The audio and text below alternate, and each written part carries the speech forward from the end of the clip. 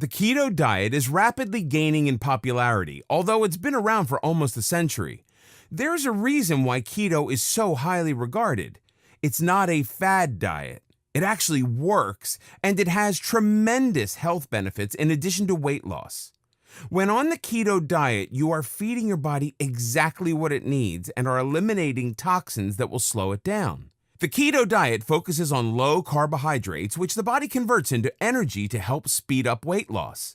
What exactly is the problem with high carbs, and why should you avoid them? They become converted into glucose and insulin. As the insulin enters the bloodstream to process the glucose, it becomes the main source of energy. The body doesn't need fats and begins to store it. Or more accurately, it keeps adding it on.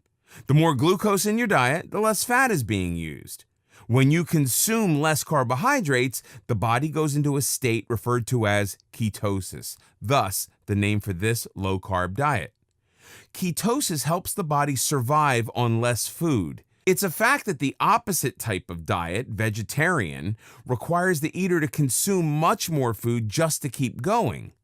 During ketosis, the liver breaks down fats into ketones, which enables the body to use the fat as energy. During a keto diet, we don't starve ourselves of calories. We starve the body of carbohydrates.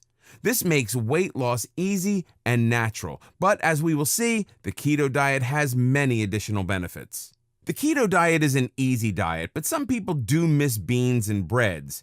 It takes a bit of getting used to, but ultimately, not stuffing yourself with carbohydrates will make you feel good enough that you won't miss the carbs. And being able to eat bacon on a diet, does have its rewards.